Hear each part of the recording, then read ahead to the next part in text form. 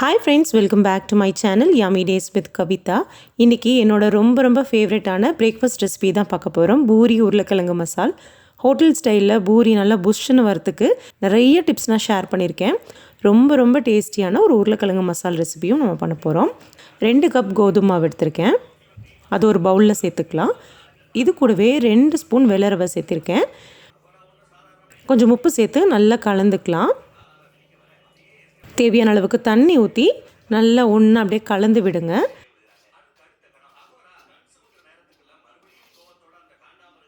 கொஞ்சமாக எண்ணெய் சேர்த்து இதெல்லாம் நல்லா ஒன்றா திரட்டி எடுத்துக்கோங்க. இந்த பூரி நல்லா புஷ்ஷுன்னு வரத்துக்கு சீக்ரெட்டான இன்க்ரீடியண்ட்டே அந்த வெள்ளை ரவை தான். 2 ஸ்பூன் வெள்ளை ரவை நம்ம சேர்த்தும் போது ரொம்ப நேரம் அப்படியே புஷ்ஷுன்னே இருக்கும். இந்தளவுக்கு அதை நல்லா ஒன்றா திரட்டி மூடி வச்சிடலாம். இது ஊறணும்னு அவசியம் கிடையாது. நம்ம மசாலா செஞ்சுட்டு வந்து பூரி ரெடி பண்ணிக்கலாம். 1/4 கிலோ உருளைக்கிழங்க குக்கரில் 3 விசில் வச்சு வேக வச்சுருக்கேன். இப்போ அதை தோல் உரித்து எடுத்து வச்சுக்கலாம். ஒரு பேனில் 2 டேபிள் ஸ்பூன் எண்ணெய், 2 டேபிள் ஸ்பூன் கடலைப்பருப்பு, கொஞ்சமாக கடுகு சேர்த்து அதை நல்லா பொரிய விட்டுடுங்க. இது நல்லா பொரிஞ்சதும் ஒரு துண்டு இஞ்சி, 5 பல்லு பூண்டை அப்படியே தட்டி எடுத்துக்கலாம். பூரி மசாலாவுக்கு பேஸ்ட்டாக சேர்த்துறத விட ஒன்று இந்த மாதிரி தட்டி சேர்த்துக்கோங்க, இல்லைனா நல்ல பொடியாக நறுக்கி சேர்த்துக்கோங்க. அப்போ தான் டேஸ்ட்டு சூப்பராக இருக்கும். 5 பச்சை மிளகாய், 2 பெரிய வெங்காயம், கொஞ்சம் உப்பு, கருவேப்பிலை சேர்த்து அப்படியே நல்லா வதக்கி எடுத்துக்கலாம். இது ரொம்ப வதங்கணும்னு அவசியம் இல்லை. பூரி மசாலாவுக்கு அந்த உருளைக்கிழங்கு வந்து கொஞ்சம் அப்படியே நரிச்சுன்னு இருந்தால் தான் சூப்பராக இருக்கும். இந்த அளவுக்கு அது வதங்கினதும் ஒரே ஒரு தக்காளியை சும்மா 1-2 அப்படியே நறுக்கி சேர்த்துக்கலாம். தக்காளி மசியணும்னுலாம் அவசியம் கிடையாது. சும்மா டேஸ்ட்டுக்காக அப்படியே 1-2 நறுக்கி உள்ளே சேர்த்துக்கோங்க.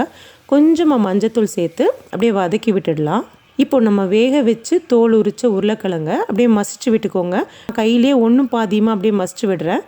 எல்லாத்தையும் நல்லா ஒன்றா கலந்து விடுங்க. அப்போ தான் அந்த உருளைக்கிழங்குல உப்பு காரம்லாம் நல்லா இறங்கும். இப்போ ஒரு 1.5 டம்ளர் தண்ணி சேர்த்து அப்படியே கலந்து விடுங்க. இது ஒரு 5 நிமிஷம் நல்லா கொதிக்கட்டும். இப்போ வாங்க பூரி செஞ்சிடலாம். மாவு சூப்பராக ரெடி ஆயிடுச்சு. சின்ன உருண்டியாக எடுத்துக்கலாம். ரொம்ப பெருசாக வேண்டாம். ரொம்ப சின்ன உருண்டியாக அளவாக எடுத்துக்கோங்க. நல்ல சூடான எண்ணெயை ஒரு பிளேட்டில் எடுத்துருக்கேன். இதை தொட்டு தான் நம்ம பூரி மாவு வந்து திரட்ட போகிறோம். மாவு வச்சு திரட்டாதீங்க. நம்ம மாவு வச்சு தேய்ச்சோன்னா பூரி பொரிக்கும் போது அந்த மாவெல்லாம் அந்த எண்ணெயில் கீழே போய் தங்கி நின்றுக்கும்.